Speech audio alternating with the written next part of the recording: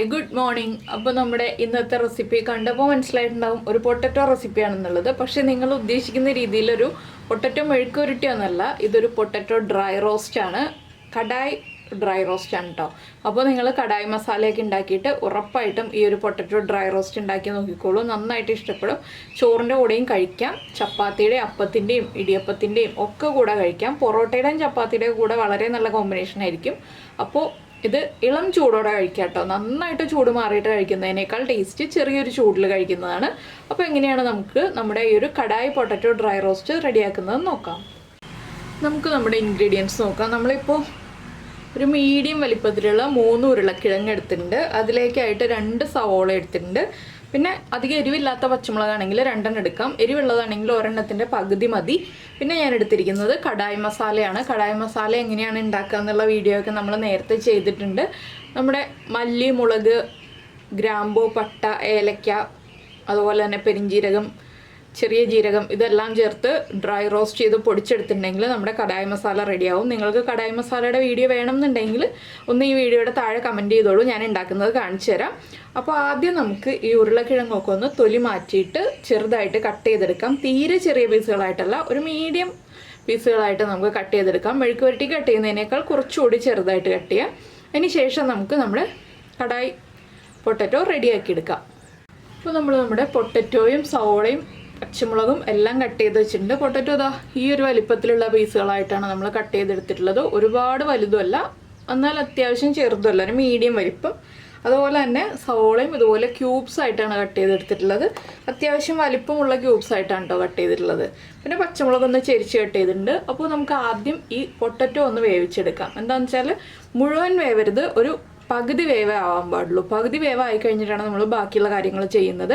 മുഴുവൻ വേവായി പോയിട്ടുണ്ടെങ്കിൽ ഉടഞ്ഞു പോവും. പക്ഷേ നമ്മൾ ആവിയിൽ വേവിക്കാൻ നിന്നിട്ടുണ്ടെങ്കിൽ ഇൻസൈഡൊന്നും പെർഫെക്റ്റ് ആയിട്ട് കുക്കായി വരില്ല. അതുകൊണ്ട് പകുതി വേവ് വെള്ളത്തിൽ വേവിച്ചെടുക്കണം. അപ്പോൾ നമ്മൾ ഉരുളക്കിഴങ്ങ് വേവിക്കാനായിട്ട് ഒരു പാൻ വെച്ചിട്ടുണ്ട്. അതിലേക്ക് നമ്മൾ കട്ട് ചെയ്ത് വെച്ചിരിക്കുന്ന ഉരുളക്കിഴങ്ങ് ഇട്ട് കൊടുക്കാം. ഇതിലേക്ക് സാധാരണ നമ്മൾ വേവിക്കുന്ന പോലെ തന്നെ ഉപ്പും മഞ്ഞൾപ്പൊടിയും ചേർത്ത് കൊടുക്കാം. അപ്പോൾ ഉരുളക്കിഴങ്ങിന് ആവശ്യമായിട്ടുള്ള ഉപ്പ്, അതുപോലെ തന്നെ ഒരു 1/2 ടീസ്പൂൺ മഞ്ഞൾപ്പൊടി.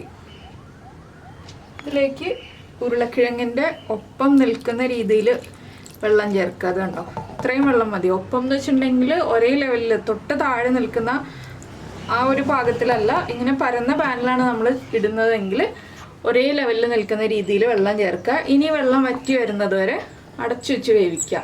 ഇത് ഓവർ കുക്കായി പോയത്, അത് പ്രത്യേകം ശ്രദ്ധിക്കണം. അപ്പോൾ ഉരുളക്കിഴങ്ങ് കുക്കായി വരട്ടെ, ആ സമയത്ത് നമുക്ക് ബാക്കിയുള്ള കാര്യങ്ങൾ ചെയ്യാം. ഇപ്പോൾ നമ്മുടെ ഉരുളക്കിഴങ്ങെല്ലാം ആവശ്യത്തിന് കുക്കായി വെള്ളമൊക്കെ വറ്റി വന്നിട്ടുണ്ട്. ഇനി നമുക്കിത് മാറ്റി വയ്ക്കാം. നമുക്ക് വേറൊരു പാൻ വയ്ക്കാം. ഇനി ഇതിലാണ് നമ്മൾ ബാക്കിയുള്ള കാര്യങ്ങൾ ചെയ്യുന്നത്. പാൻ ഒന്ന് ചൂടായി വരട്ടെ. ഇപ്പോൾ നമ്മുടെ പാൻ ചൂടായിട്ടുണ്ട്. അതിലേക്ക് ഞാൻ വെളിച്ചെണ്ണ ചേർത്തു. വെളിച്ചെണ്ണയോ സൺഫ്ലവർ ഓയിലോ ഏതോ ഓയിലും യൂസ് ചെയ്യാം കേട്ടോ. ഇതിലേക്ക് നമുക്ക് ആദ്യം ഒരു 1/2 ടീസ്പൂൺ പെരിഞ്ജീരകം ചേർത്ത് കൊടുക്കാം. അതിൻ്റെ കൂടെ തന്നെ 1/4 ടീസ്പൂൺ കുരുമുളക്. ഇത് രണ്ടും ചേർത്ത് നന്നായിട്ടൊന്ന് ഇളക്കിയെടുക്കുക. നമ്മുടെ കടായി മസാലയിൽ കുരുമുളകും പെരിഞ്ജീരകവും ഒക്കെ ഉള്ളതാണ്. എങ്കിലും നമ്മുടെ പൊട്ടറ്റോ മസാലയ്ക്ക് ടേസ്റ്റ് കൂടാൻ വേണ്ടിയാണ് നമ്മൾ ഇത് രണ്ടും ചേർക്കുന്നത്. കടുക് ചേർക്കുന്നില്ല ഈ ഒരു പൊട്ടറ്റോ മസാലയിലേക്ക്. ഇനി നമ്മൾ ചേർക്കുന്നത് വറ്റൽമുളകാണ്. 3 വറ്റൽമുളകും ചേർത്തിട്ടുണ്ട്. ഇതെല്ലാം ചൂടായി വരുമ്പോൾ നമ്മുടെ കുരുമുളകൊന്നും പൊട്ടി വരണ്ട കേട്ടോ. പൊട്ടി തെറിക്കുന്നതിന് മുന്നേ തന്നെയായിട്ട് നമുക്ക് നമ്മൾ കട്ട് ചെയ്ത് വെച്ചിരിക്കുന്ന സവോളയും അതുപോലെ തന്നെ പച്ചമുളകും ചേർത്ത് കൊടുക്കാം.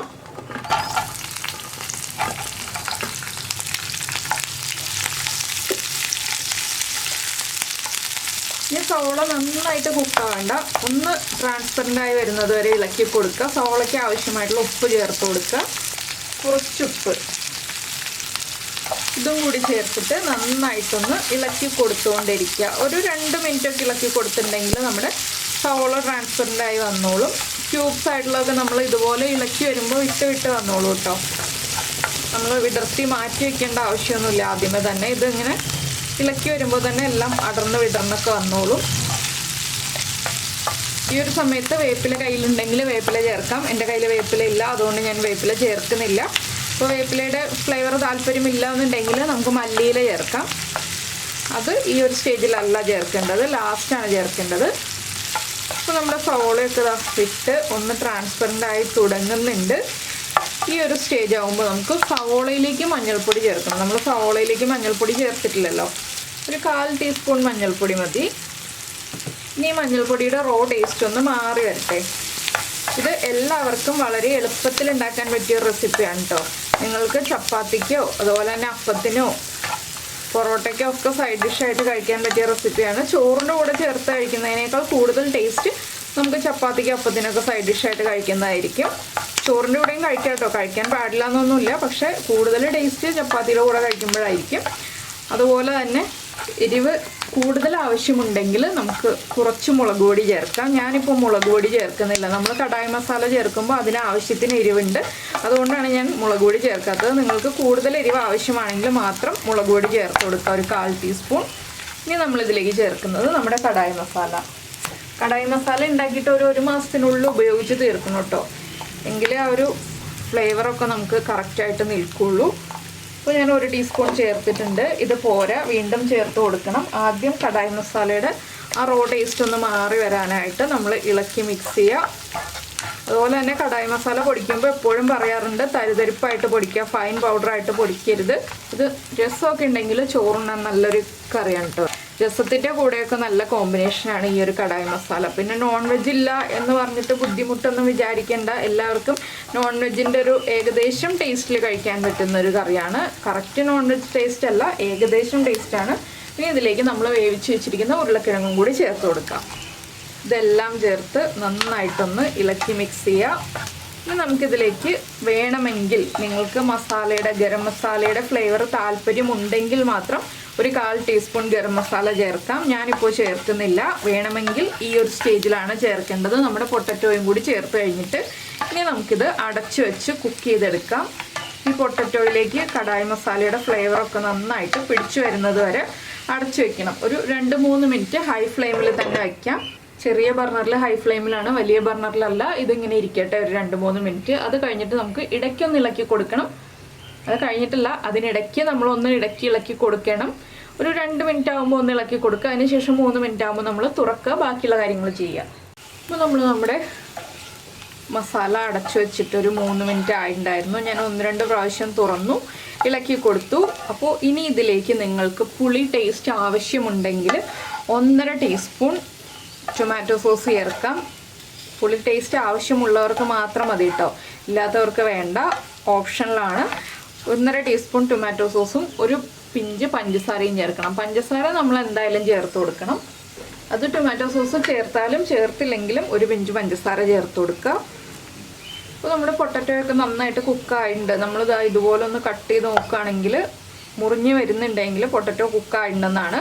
ഇത്രയും മതി. ഇനി നമുക്കിതിലേക്ക് വീണ്ടും കുറച്ചുകൂടി കടായി മസാല ചേർത്തിട്ട് ഫ്ലെയിം ഓഫ് ചെയ്യാം. അപ്പോൾ നിങ്ങളെല്ലാവരും കമൻറ്റ് ചെയ്യണം കേട്ടോ, വളരെ ഈസി ആയിട്ടുള്ള റെസിപ്പിയാണോ എങ്ങനെയുണ്ടെന്നുള്ളത്. ഞാനിപ്പോൾ ഒരു 1/2 ടീസ്പൂണും കൂടി കടായി മസാല ചേർക്കുന്നുണ്ട്. പിന്നെ നിങ്ങൾക്ക് ഇതിലേക്ക് ക്യാപ്സിക്കം വേണമെന്നുണ്ടെങ്കിൽ മൾട്ടി കളർ ക്യാപ്സിക്കം ചേർക്കാം. പച്ചയും റെഡും അതുപോലെ തന്നെ യെല്ലോയും ഒക്കെ ചേർക്കാം. യെല്ലോ ചേർത്തില്ലെങ്കിലും പച്ചയും റെഡും ചേർക്കുകയാണെങ്കിൽ കൂടുതൽ ഭംഗി ഉണ്ടാവും. അതൊക്കെ ക്യാപ്സിക്കത്തിൻ്റെ ഫ്ലേവറും കൂടി ഇഷ്ടമാണെങ്കിൽ ചേർക്കുക. സവോള ചേർക്കുന്ന ആ ഒരു സ്റ്റേജിൽ തന്നെ ക്യാപ്സിക്കവും ചേർത്ത് കൊടുക്കുക. ഒരുപാട് ഓവർ കുക്കായി പോകാതെ നോക്കുക. ക്യാപ്സിക്കമൊക്കെ ഓവർ കുക്കായി പോയിട്ടുണ്ടെങ്കിൽ കഴിക്കുമ്പോൾ അത്ര ടേസ്റ്റും ഉണ്ടാവില്ല, നമുക്ക് കാണാൻ വലിയ ഭംഗി ഉണ്ടാവില്ല. അപ്പോൾ ഞാൻ ഫ്ലെയിം ഓഫ് ചെയ്യാണ്. എല്ലാം ചേർത്ത് ഇളക്കിയിട്ടുണ്ട്.